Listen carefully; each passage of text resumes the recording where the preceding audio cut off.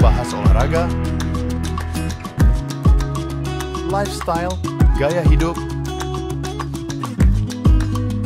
wisata,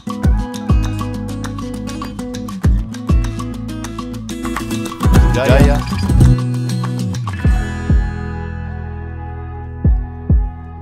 politik dan hukum akan dibahas seru bersama host kece dari Odeng dan co-host tercantik Rida dalam program Pagi Seru Sultan TV.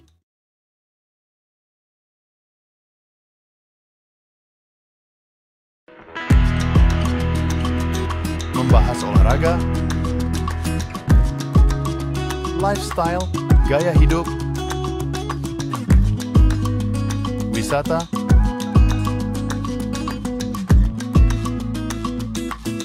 budaya,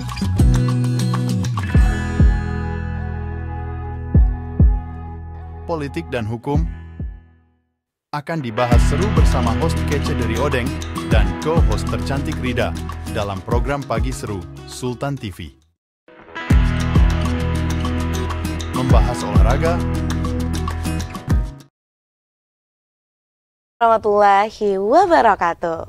Halo pemirsa setia Sultan TV dimanapun Anda berada.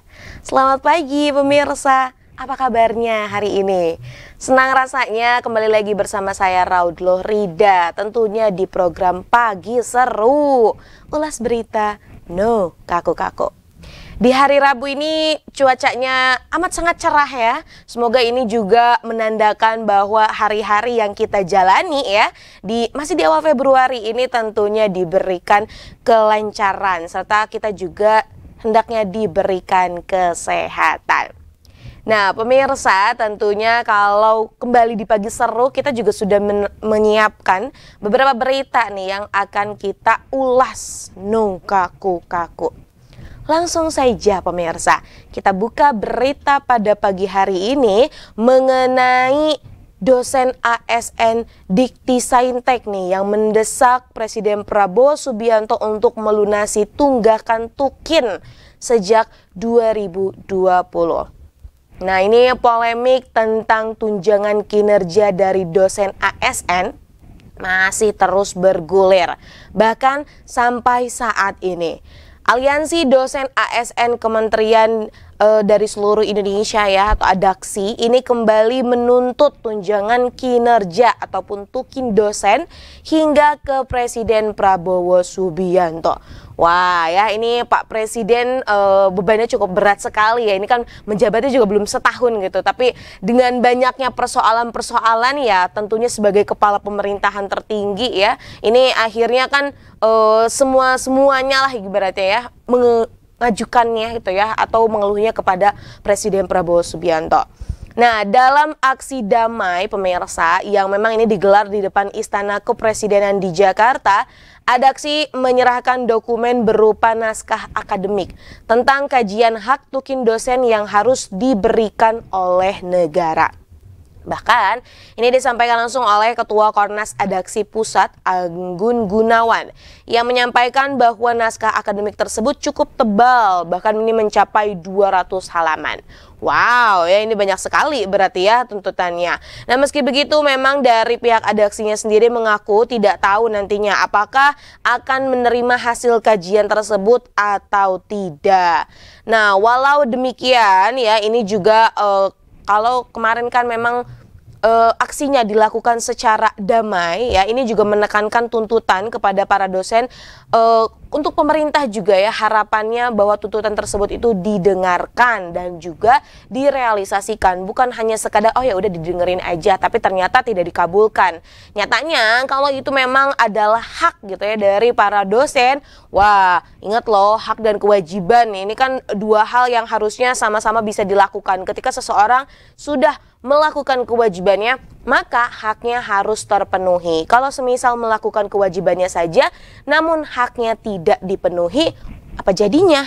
Tentunya ini akan merugikan salah satu pihak. Nah, ini juga akhirnya ditambahkan pemirsa oleh pihak dari Adaksi sendiri yang menyatakan bahwa kalau pemerintah ini masih aja abai terhadap tuntutan dosen terkait Tukin, bisa jadi ini akan memicu protes yang lebih besar, bahkan sampai melakukan aksi mogok mengajar. Nah, sebenarnya melalui aksi-aksi yang dilakukan ya ini oleh Adaksi dan para dosen-dosen gitu ya yang ada di Indonesia yang memang ini ASN ya, ini menuntut pemerintah untuk membayarkan Tukin dosen ASN dari Kemendikbudristek sejak tahun 2020 sampai 2024. Kebayang dong pemirsa, iya aja kalau mungkin setahun gitu ya. Ini tuh terhitung dari 2020 sampai 2024. Bahkan ada kabarnya memang yang dibayarkan hanya pada tahun 2025 saja. Hello, terus kerja 2020 sampai 2024 tidak dianggapkah?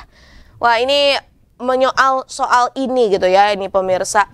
Bahwa nyatanya memang di Indonesia sendiri namanya kesejahteraan masyarakat ini masih jauh dikatakan baiklah seperti itu ya, apalagi berkaitan dengan dunia pendidikan. Bukan hanya dosen saja pemirsa, namun kita juga bisa melihat bahwa potret para pendidik di Indonesia sendiri itu kadang diabaikan atau dalam artian tidak dalam kurun ataupun tidak dalam kondisi yang bagus. Bahkan kita lihat mungkin ya guru yang kerjanya all out gitu ya, ini hanya sekadar digaji. Bisa ada yang sampai hanya sekadar Rp50.000 saja dalam 1 bulan gitu kan ya. Atau bahkan tidak pernah mendapatkan gajian karena dirapel terus. Ternyata pas dirapelnya dikasih PHP gitu kan ya. Ini kebayang dong kita sebagai manusia gitu. Terlepas dari apa profesinya ya. Kita kan sebagai manusia pasti butuh kebutuhan gitu ya. Kita butuh membeli sesuatu untuk memenuhi kebutuhan hidup kita. Salah satunya mungkin untuk sandang pangan gitu ya, papan. Kemudian hal-hal yang urgent lainnya gitu kan. Kebayang hal itu kan perlu diberi atau perlu dibeli pakai uang gitu. Dan kalau semisal masyarakatnya tidak mempunyai uang gitu kan ya, ini juga kan tentunya amat sangat menyedihkan. Nah, ini menjadi evaluasi juga bagi pemerintah. Kalau semisal mau menciptakan Indonesia Emas 2045, mau mensejahterakan, mau membuat generasinya cerdas ya, tentunya bukan hanya fasilitas pendidikan saja ataupun regulasi pendidikan saja. Yang terpenting adalah bagaimana ya para pendidik ini juga diberikan kesejahteraan yang layak. Nah, pemirsa, selanjutnya ini ada berita mengenai pelantikan 5 anggota Dewan baru. Nah, DPR Republik Indonesia resmi melantik 5 anggota Dewan Pengganti Antar Waktu atau PAW untuk masa jabatan 2024 sampai 2029 dari fraksi Gerindra dan juga Demokrat nih. Diselenggarakan dalam rapat paripurna Selasa 4 Februari 2025 kemarin. Nah, para anggota dewan tersebut ya ini menggantikan para legislator yang kini telah menjadi menteri di Kabinet Merah Putih di Presiden Prabowo Subianto. Nah, pertama ini ada Jimuladi dari Partai Gerindra Daerah Pemilihan Jawa Barat 5 yang menggantikan saudara Fadly John. Nah, kita juga tahu ya bahwa memang Fadly John kini tengah menjabat sebagai Menteri Kebudayaan pada masa pemerintahan Prabowo Subianto. Kemudian juga ada politikus sekaligus artis Gerindra ya, artis maksudnya ya, yang juga berangkat dari partai politik Gerindra yaitu Jamal Mirdad yang menggantikan Sugiono yang diangkat sebagai Menteri Luar Negeri. Kemudian ada Aziz Subekti dari Partai Gerindra Daerah Pemilihan Jawa Tengah ya. Ini menggantikan saudara Prasetyo Hadi. Nah, adapun Prasetyo Hadi ini merupakan Menteri Sekretaris Negara di Kabinet Merah Putih. Ada juga saudara Hatta Ibrahim dari Partai Demokrat ya yang menggantikan saudara Teguh Rifki Harsha. Karena Teguh Rifki Harsha ini ditunjuk sebagai Menteri Ekonomi Kreatif di Kabinet Merah Putih. Nah, ini usai membacakan daftar 5 nama tersebut ya, ini juga akhirnya Dasko ya yang merupakan juga bagian dari DPR ya, DPR Republik Indonesia ini meminta persetujuan peserta rapat untuk melantik mereka sebagai anggota DPR RI periode 2024-2029. Nah, tentunya ini yang mendapatkan sorotan, salah satunya adalah Jamal Mirdad yang saat itu didampingi oleh kedua anaknya, yaitu adalah Naysila Mirdad dan juga Nana Mirdad. Nah, terlepas dari para anggota yang memang sudah dilantik ya, harapannya besar sekali gitu kan ya, sebagai wakil rakyat. Tentunya harus bisa mewakilkan ya apapun kepentingan rakyat, bukan mewakilkan hanya kesenangannya saja, namun hal-hal yang krusial yang tentunya ini juga amat sangat dibutuhkan oleh masyarakat. Ya, semoga amanah dan kita akan lihat nih ya bagaimana kinerjanya 5 tahun ke depan. Pemirsa, masih ada berita lain lagi. Tentunya kita akan bahas di Pagi Seru. Maka dari itu jangan kemana-mana, tetap bersama kami di Pagi Seru. Membahas olahraga, lifestyle, gaya hidup, wisata,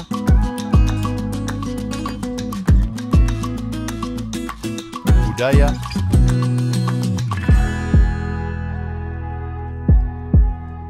politik dan hukum akan dibahas seru bersama host kece dari Odeng dan co-host tercantik Rida dalam program Pagi Seru Sultan TV.